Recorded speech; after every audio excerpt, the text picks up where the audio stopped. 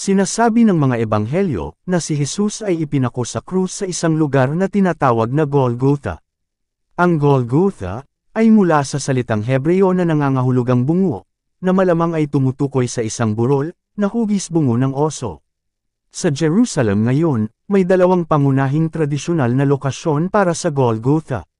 Sa loob ng maraming siglo, ang burol na kilala bilang Golgotha, o ang lugar ng bungo, ay umantig sa puso ng mga mananampalataya, at maging ng mga nag-aalinlangan.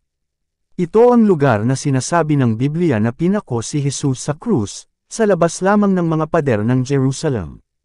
Ang mga Kristiyano sa buong mundo ay tumitingin sa lugar na ito, bilang isang mahalagang punto ng pananampalataya at pagtubos.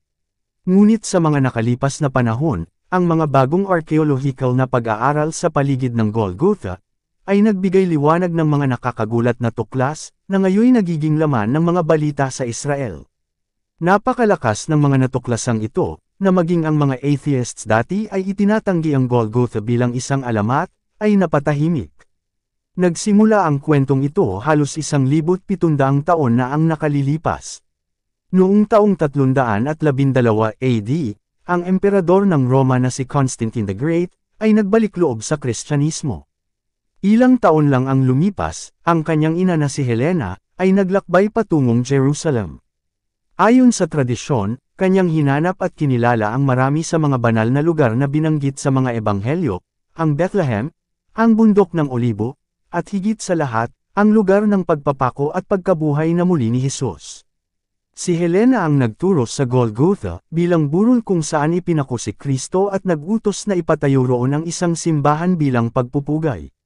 Ang simbahang iyon ang tinatawag natin ngayon na Church of the Holy Sepulchre, isang puok na dinarayo pa rin ng milyon-milyong peregrino bawat taon. Ngunit sa ilalim ng mga patong ng marmol, bato, at daan-daang taon ng pagkukumpuni, mayroong mas sinaunang nakabaon, mga lihim na naghihintay na mabunyag.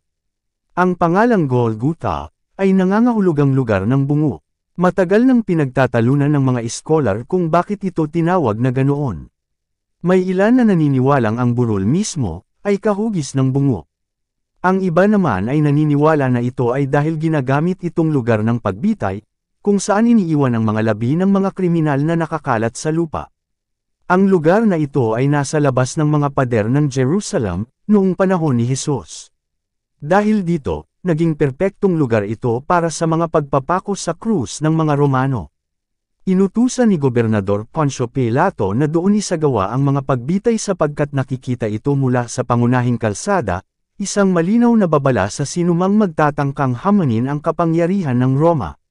Sa paglipas ng mga siglo, ang burol na ito ay nagpalipat-lipat ng kamay. Ang mga Romano ay nagtayo ng mga dambana at templo dito, ang mga Kristiyanong Bizantino naman ay nagtayo ng mga simbahan, pinalawak pa ito ng mga krusada, at kalaunan ay nasa ilalim sa pamamahala ng mga Ottoman.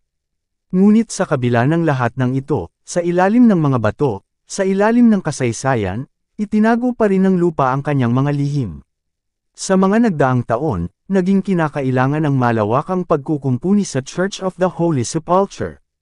Ang mga sinaunang pader, at mga dome nito ay tumagal ng maraming siglo, ngunit nagsimula ng hongina. Pinayagan ng pamahalaan ng Israel, ang mga pangkat ng arkeologo na siyasatin, at patibayin ang pundasyon ng kilalang puok na ito sa buong mundo. Simple lamang ang layunin, patibayin ang gusali, at mapanatili ito para sa mga susunod na salinlahi. Ngunit madalas ay may dala ring sorpresa ang arkeolohiya. Ang sinimulan bilang pagkukumpuni, ay mabilis na nauwi sa mga bagong tuklas.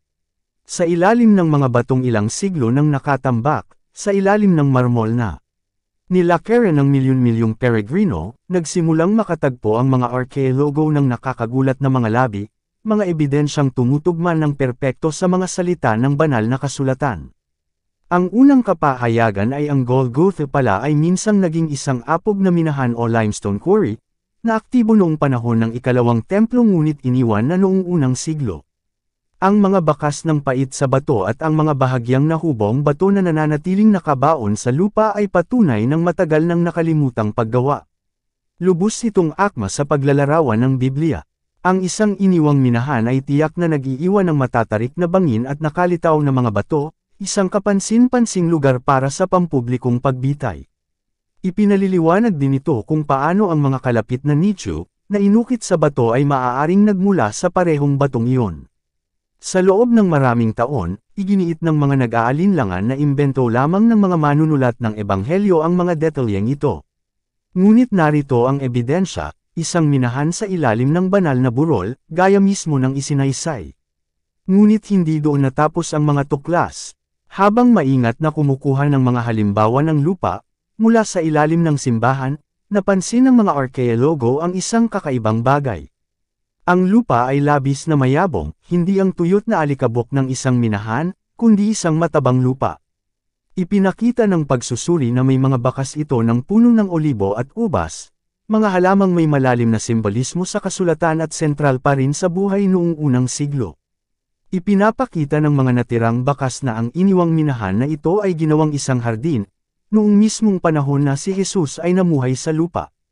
At biglang nagkaroon ng mas matinding kahulugan ang mga salita mula sa Ebanghelyo ni Juan. Mababasa natin ito sa Juan Kapitulo 19 versikulo 41 na ganito. Ngayon sa lugar kung saan siya ipinako sa krus ay may isang hardin, at sa hardin ay may bagong libingan na wala pang sinumang inilibing doon. Sa loob ng maraming henerasyon, itinuring ng mga kritiko na simboliko o makata lamang ang talatang iyon, ngunit ngayon, pinatunayan ito ng arkeolohiya. Totoong mayroong isang inaalaga ang hardin sa lugar ng pagpapako. Higit pang ebidensya ang lumitaw. Sa paligid ng Golgotha, nakatagpo ang mga arkeologo ng mga libingang mula sa unang siglo na inukit sa bato, gaya ng karaniwang ginagamit ng mga mayayamang pamilyang Hudyo noong panahong iyon. Isa sa mga libingang ito, na ayon sa tradisyon ay pinaniniwala ang libingan ni Kristo, ay nasa ilalim ng dambanang kilala bilang edicule sa loob ng Church of the Holy Sepulchre. Sa ilalim ng balot na marmol nito, natuklasan ng mga arkeologo ang isang bilog na marmol na pundasyon, na tumutugma sa mga sinaunang paglalarawan ng orihinal na simbahan ni Constantine na itinayo noong ika-4 na siglo. Ang minahan, ang hardin, ang mga libingan, lahat ng bahagi ay tumutugma sa salaysay ng Biblia. Isa sa mga nagsaliksik sa mga tuklas na ito ay si Profesor Francesco Stasola, isang Italianong iskolar na malalim na nakibahagi sa proyekto ng restorasyon. Inamin mismo ni Stasola na ang mga natuklasan ay pambihira. Ikinwento niya ang kanyang nasaksihan habang iniaangat ng mga manggagawa ang mayamang lupa ng hardin mula sa ilalim ng sahig ng simbahan, lupa na napakayabong na maaari pa ring pagtamnan. This is good gardening soil, aniya, sabay banggit kung gaano ito kasakto sa paglalarawan ni Juan, tungkol sa isang hardin na malapit sa lugar ng pagpapako. Para bang mismong lupa ang nagpapatutuo sa katotohanan ng Ebanghelyo. Para sa mga atheista, na matagal nang iginiit na imbento lamang ang mga detalye sa Biblia, malaking hamon ang mga tuklas na ito. Paano na ilarawan ni Juan, halos 2,000 taon na ang nakararaan, ang mga katangiang geographical na ngayon lamang nakumpirma ng makabagong siyensya. Ang mga puno ng olibo, ang mga punong ubas, ang mayabong na lupa ng hardin, ang mga libingan, wala sa mga ito ang simbolo lamang. Wala ring alamat. Ang lahat ay tunay, pisikal at masusubok na ebidensya, natuklasan sa ilalim ng isa sa pinakabanal na lugar sa buong mundo. Maaari nilang tanggihan ang muling pagkabuhay, ngunit hindi nila may kakaila ang mga bato, ang lupa, at ang hardin na nagpapatunay sa katumpakan ng kasulatan. Matagal bago si Kristo, isinulat ng propetang Isaias sa Isaias Kapitulo 53 versikulo 9 ang ganito.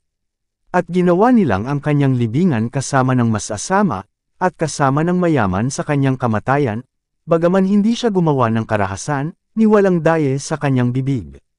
Natupad ang prophesyang ito sa Golgotha.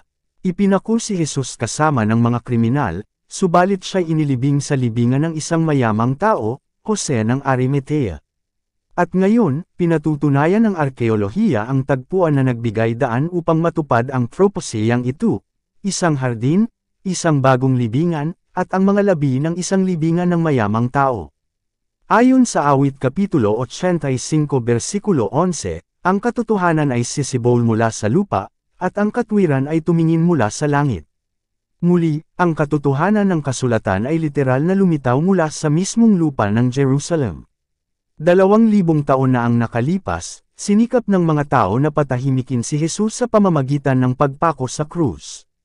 Ngunit hanggang ngayon, ang mismong mga bato ng Golgotha ay nagsasalita pa rin. Ang lupa ay nagpapatutuo pa rin. Nakatayo pa rin ang mga libingan. At ang hardin ay hindi nakalimutan.